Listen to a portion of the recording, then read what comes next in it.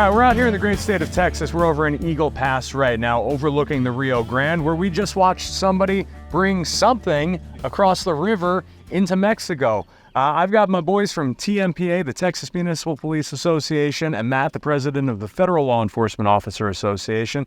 We're back here for round two of what we like to call truck talk, but things are a little bit backwards today. We've got the boys filming out of the truck, and we're here on a mountaintop. So, boys, great experience this week. Absolutely. Yeah, it's been great. You know, we saw yesterday the dedication of DPS. Once again, can't give enough credit to, DPS Lieutenant Chris Oliveras. Every time that we need him, he's always there just to highlight the great work that the, DPS men and women do every single day out here at the border. It really is it's a crisis going on. So it's great to be with them. I think it's important to point out, too, that the cooperation we were seeing between the state officers, the local officers, and the Border Patrol agents.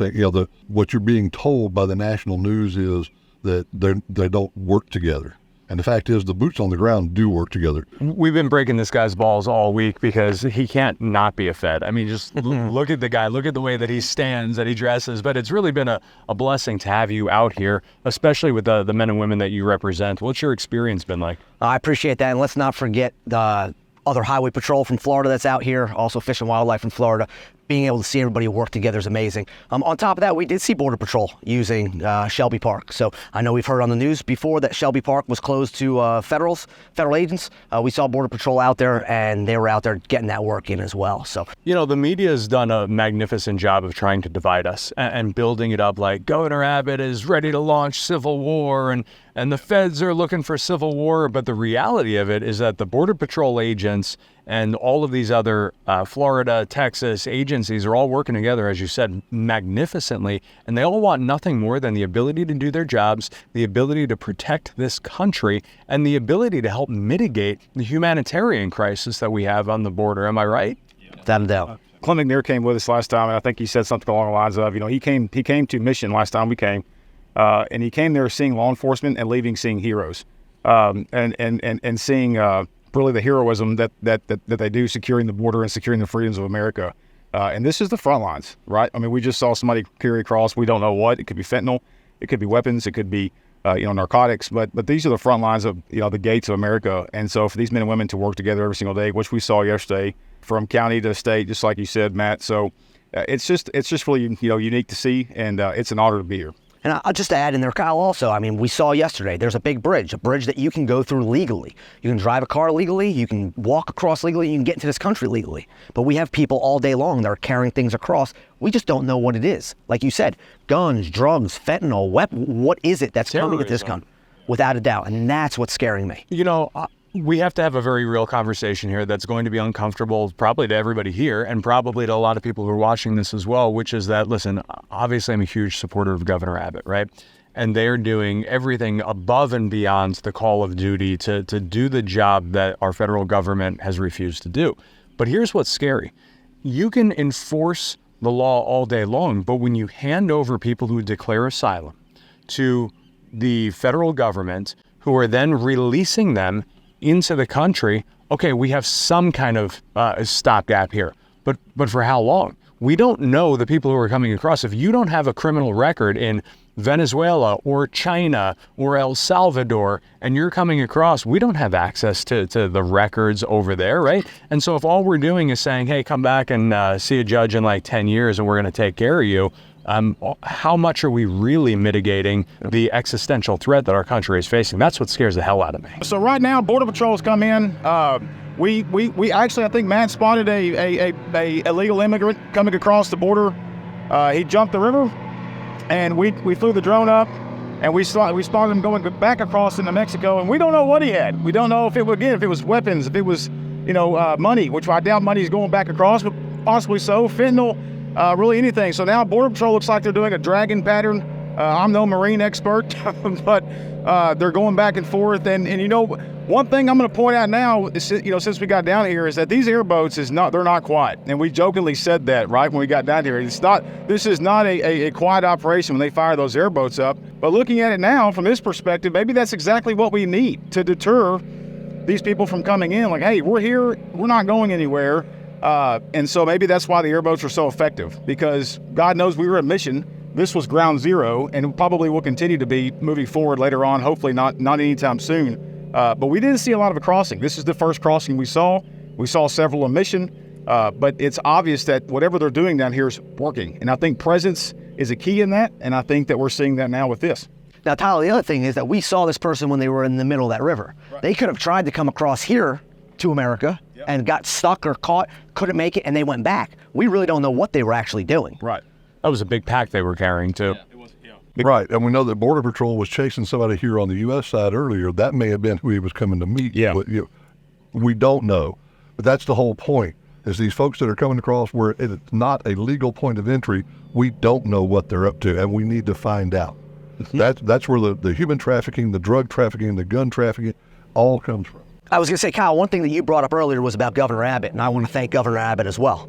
Governor Abbott and the state is spending a lot of money right now to secure these borders. Billions of dollars. And a lot of that money, obviously, is coming from taxpayers. And the taxpayers here are showing they don't mind spending that money to secure them and secure the borders. And I'm hopeful that other governors across the states see this and they say, we need to do the same thing. We're having the same problems in other parts of Texas. We're having the same problems in Arizona. We're having the same problems in California right now. We just don't have the money to keep doing what we're doing, and eventually things are going to get lost. Well, but let's look at the alternative too, right? Let's look at the tens, hundreds of billions of dollars a year that we are spending for the people who have come across and illegally snuck into the country.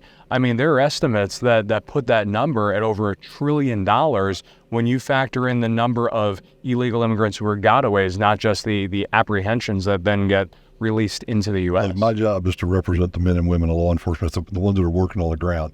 But the fact of the matter is, why would we spend all this money to let people come across, put them on buses, and ship them to Martha's Vineyard or to New York City or to Chicago? Because that's what our federal government is doing right now, telling them, where do you want to go? And they're shipping them there at taxpayers' expense and giving them a ticket that says, once you get to your point of destination, report to the local immigration office. That system doesn't work. Why don't we spend that money securing this border? I'm going to be straight up with you guys. My flight would have been a hell of a lot cheaper out to Texas if I had just said that I was an illegal immigrant. Shameless, go for it. Yeah, so yesterday, back on the economic side of it, shout out to Texas Controller Glenn Hager for joining us. He pointed out some really good and interesting economic points of view. I think he mentioned $8 million several sessions ago was dedicated to the men and women of Texas DPS and all the state agencies since then. $7 billion that this state has allowed us to dedicate the resources to secure our border. And I think that speaks volumes for our state. $7 billion to do the federal government. That's right, 100%. In this next fiscal year. Yes. Total now over $10 billion of taxpayer money to do the federal government's job. But man, God bless Governor Abbott for having the backbone to defend not just a state, but that man is fighting for every And the American. people of Texas should be very proud of Governor Abbott and what he's doing, what our leadership is doing. We should be really, really irate about the fact that we are paying taxes to the federal government to do this job that they're not doing, and then we're paying taxes to the state of Texas to come back and do it instead. Now, Kyle, what I just want to say, I want to throw out a little bit of props to the men and women from Federal Law Enforcement Officers Association, the men and women that are out there that want to do the job every single day, the men and women that are doing the job every single day, that do have their hands tied to a certain capacity. I want to thank all of you for everything that you are doing. We know, and the state and local law enforcement know, that you want to get out there and you want to do that.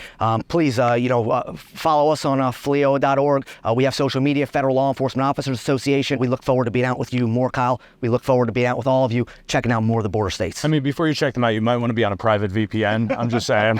I love you, dude. Don't tell them what you'll see. TMPA, you can find us, www.tmpa.org. We represent almost 34,000 law enforcement officers across the state of Texas. We're all social media. Tyler is our guy.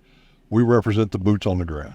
And guys, big shout out to our friends over at Warrior 12 who always hook us up. These guys support the men and women who serve and protect. But every one of the men and women in uniform out there, we are so grateful to you. As much as we'll all kind of bust each other's chops all day long, local, state, federal, to see the dedication, the love that these men and women have for our country is just absolutely incredible. So we will continue to be out here on the border, Texas, Arizona, California, New Mexico, and in the communities all across the country to show that every state is a border state right now. So keep following.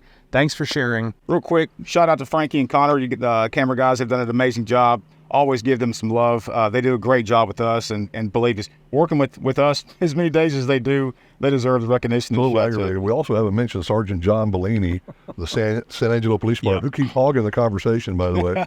I couldn't get a word in. He's on the TMPA board of directors, but he's also one of the boots on the ground. Yeah. And Kyle, thank you to all the citizens also that are watching this, all the citizens that want to make positive change. Guys, God bless you all. God bless America. And God bless Texas.